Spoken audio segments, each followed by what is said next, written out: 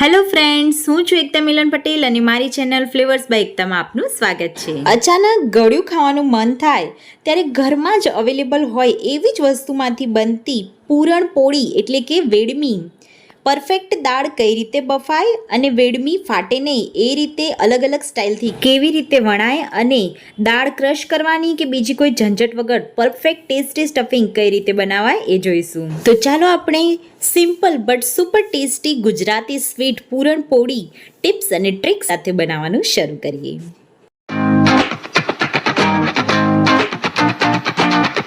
પૂરણપોળી એટલે કે વેડમી બનાવવા માટે સૌ પ્રથમ એક વાટકો એટલે કે આશરે 200 ગ્રામ જેટલી તુવેર દાળને કુકરમાં લઈ એમાં પાણી એડ કરી 2 થી 3 વાર તુવેર દાળને મસળીને પાણીથી સાફ કરી લીધી છે. તુવેર દાળ ધોઈ પાણી નિતારી લઈશું. હવે જો તમે તુવેર દાળને બાફતા પહેલાં 2 કલાક જેવું પલળવા દેવાના હોય તો એક વાટકી દાળની સામે સવા વાટકી એટલે કે એક આખો અને બીજો 1/3 વાટકી જેટલું પાણી એડ કરવાનું રહેશે. અને જો તમે ઇન્સ્ટન્ટ દાળ બાફવાના હોવ તો એક વાટકી દાળની સામે 1/2 વાટકી એટલે કે એક આખો અને બીજો હાફ બાઉલ જેટલું પાણી એડ કરવાનું રહેશે. મેં અહીંયા દાળને પલળવા દઈ ફૂલ ગેસની ફ્લેમે 1 સીટી અને ત્યાર પછી મીડિયમ ગેસની ફ્લેમે 2 થી 3 સીટી કરી બાફી લીધી છે. હવે આપણે પૂરણપોળી એટલે કે વેડમીની રોટલી માટેનો લોટ તૈયાર કરવા માટે 2 બાઉલ ઘઉંનો ઝીણો એટલે કે રોટલીનો લોટ લઈ એમાં 2 ટીસ્પૂન જેટલું મોવણ એડ કરી થોડું પાણી એડ કરતા જઈ રોટલી કરતાં થોડો કઠણ અને પરોઠા કરતાં ઢીલો એવો મીડિયમ ઢીલો લોટ બાંધી તૈયાર કરી લઈશું. પૂરણપોળી માટેનો લોટ જો વધારે કઠણ હશે તો તમારી પૂરણપોળી ફૂલાશે નહીં અને જો બહુ વધારે ઢીલો હશે તો વણતી વખતે રોટલીને વધારે વાર લોટમાં ડીપ પણ કરવી પડશે અને સ્ટફિંગ પણ બહાર નીકળી શકે છે. એટલા માટે આ રીતનો મીડિયમ ઢીલો પરફેક્ટ લોટ બંધાવવો ખાસ જરૂરી છે. તો હવે આપણે સ્ટફિંગ બનાવીએ ત્યાં સુધી લોટને રેસ્ટ આપવા માટે ઢાંકણ ઢાંકી સાઈડમાં મૂકી દઈશું.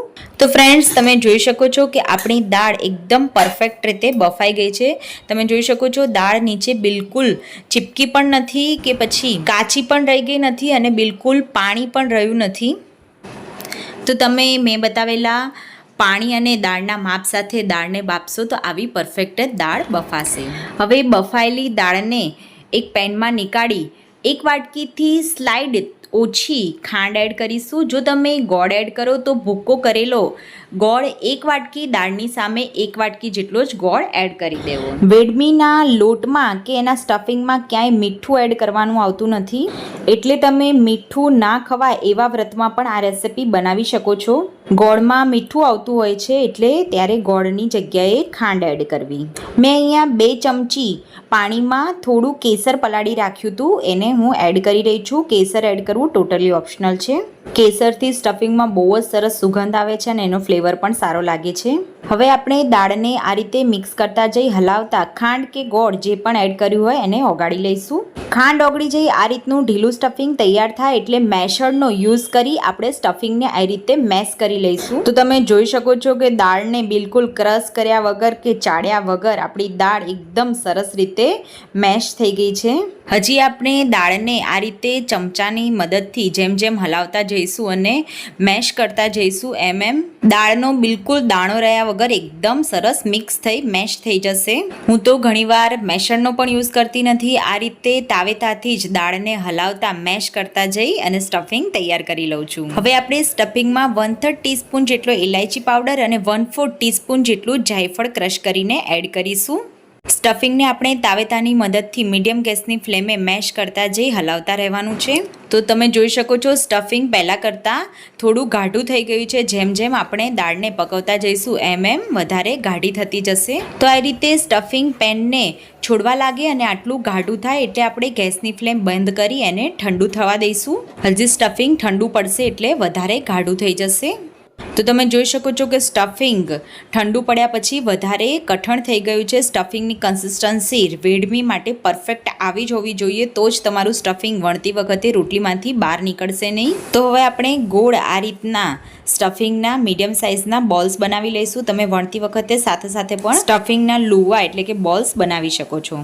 હવે પૂરણપૂરીની રોટલી માટેના બાંધેલા લોટમાં થોડું તેલ એડ કરી લોટને આપણે ટૂંપી લઈશું. બરાબર સરખી રીતે લોટને આપણે મસળી લઈશું. ત્યાર પછી સ્ટફિંગ જેટલા માપનું સેમ લુઓ એટલે કે લોટનો પણ બોલ બનાવી લઈશું. તો આવી રીતે લોટ અને સ્ટફિંગનું માપ સેમ રાખવાનું છે. હવે પૂરણપોળી વણવાની પહેલી રીતમાં પ્લાસ્ટિક પર થોડું તેલ મૂકી તેલ સ્પ્રેડ કરી લુવું મૂકી મીડિયમ થીક નાની રોટલી વણી લઈશું. રોટલીને હાથમાં લઈ સ્ટફિંગનો બોલ એડ કરી અને ગોળ ગોળ વાળતા આ રીતે આપણે સ્ટફિંગને ભરી દઈશું. જો થોડો લોટ વધે એવું લાગે તો એને એક્સ્ટ્રા લોટને આપણે થોડો નીકાળી લઈશું. હવે સ્ટફિંગ ભરેલી રોટલીને હલકા હાથે આ રીતે આપણે પહેલા હાથથી જ દબાવીને વણવાની છે. બીજી સાઈડથી પણ પલટાવીને થોડું આ રીતે હલકા હાથે સ્પ્રેડ કરી લઈશું. થોડી હાથથી આ રીતે વણાઈ જાય ત્યાર પછી આપણે ધીરે ધીરે વેલણ ફેરવતા 2-4 વેલણ મારી અને રોટલીને શેપ આપી વણી લઈશું. તો તમે જોઈ શકો છો બિલકુલ સ્ટફિંગ બહાર નીકળ્યા વગર પરફેક્ટ રીતે આપણી વેડમી વણાઈને તૈયાર થઈ ગઈ છે. હવે બીજી રીતમાં આપણે લુવાને લોટમાં ડીપ કરી ત્યાર પછી ડાયરેક્ટ જ ઓરસિયા ઉપર આ રીતે ગોળ ગોળ મીડિયમ થીક રોટલી વણી લઈશું. ત્યાર પછી સેમ આગળની રીતે જ આપણે સ્ટફિંગ ભરી લઈશું અને ત્યાર પછી લુવાને આ રીતે બંને સાઈડ્સથી પલટાવતા વેલણ ફેરવતા આપણે વણીશું. જો જરૂર પડે તો ફરી એકવાર રોટલીને લોટ સાથે ડીપ કરીશું. તમે આમાં પણ રોટલીને પહેલાં હાથથી થોડી વણીને ત્યાર પછી વેલણ ફેરવીને વણી શકો છો. તમે જોઈ શકો છો કે આમાં પણ બિલકુલ સ્ટફિંગ બહાર નીકળ્યા વગર પરફેક્ટ વેડમી વણાઈને તૈયાર થઈ ગઈ છે. હવે પૂરણપોળીને શેકવા માટે મીડિયમ ગેસની ફ્લેમે પૂરણપોળીને તવી પર મૂકી 2-1 મિનિટ જેવું થાય એટલે પલટાવી લઈશું. લો ટુ મીડિયમ ગેસની ફ્લેમે ફરી 1 થી 2 મિનિટ જેવું થાય એટલે પૂરણપોળીને પલટાવી આ રીતે સાઈડ્સમાંથી હલકું દબાવી તાવેતો ઉપર ફેરવતા આવી રીતે સરસ પૂરણપોળી ફૂલાશે. તો તમે જોઈ શકો છો કેટલી સરસ રીતે પૂરણપોળી ફૂલાઈને બનીને તૈયાર થઈ છે. તમે એને ઊભી કરીને એની સાઈડ્સને પણ ચેડવી શકો છો. હું અહીંયા આ રીતે જ બનાવી રહી છું. આ રીતે 1 બાય 1 આપણે બધી જ પૂરણપોળીને મીડિયમ ટુ લો ગેસની ફ્લેમે ચેડવી લઈશું. પૂરણપોળીને ચેડવવામાં કોઈ જ તેલનો ઉપયોગ કરવાનો નથી, એને આ રીતે જ આપણે શેકવાની છે. તમે જોઈ શકો છો કે બધી જ પૂરણપોળી આપણી સરસ રીતે ફૂલાઈને તૈયાર થઈ રહી છે. તો આ રીતે રોટલી પર ડિઝાઇન પડવા લાગે એટલે આપણે એને નીકાળી સર્વિંગ પ્લેટમાં ગરમા ગરમ ઘી સાથે સર્વ કરી લઈશું. હું ઉપર ઘી લગાવી રહી છું. તમે ઘીમાં ડીપ કરીને પણ ખાઈ શકો છો. આવી રીતે બનાવેલી ગરમા ગરમ પૂરણપોળીને ઘીમાં ડીપ કરીને જ્યારે તમે ખાશો ત્યારે બીજી બધી જ ડીશનો ટેસ્ટ ભૂલી જાઓ એટલો સુપર અનોખો આ સિમ્પલ ડીશ વેડમીનો ટેસ્ટ લાગશે. ઘણા ઘરોમાં પૂરણપોળીને બટેકાના શાક સાથે પણ ખવાતી હોય છે. પ્રસંગોમાં રસોઈયા બનાવતા હોય છે એવા રસાવાળા ટેસ્ટી બટેકાના શાકના વિડીયોની લિંક મેં નીચે ડિસ્ક્રિપ્શન બોક્સમાં એડ કરેલ છે. તો ગાઈઝ વિડીયોમાં જણાવેલ દાળ બાફવાના અને સ્ટફિંગ બનાવવાના માપ અને ટિપ્સ સાથે પૂરણપોળી એટલે કે વેડમીને વણવાની ટ્રીક સાથે જો તમે બનાવશો તો તમારી પૂરણપોળી એટલે કે વેડમી એકદમ ટેસ્ટી અને પરફેક્ટ જ બનશે. તો ગાઈઝ મારો આજનો વિડીયો તમને સારો લાગ્યો હોય તો વિડીયો લાઇક કરી ચેનલને સબસ્ક્રાઈબ કરવાનું ભૂલતા નહીં. ફ્રેન્ડ્સ નેક્સ્ટ વિડીયો આવે ત્યાં સુધી બાય.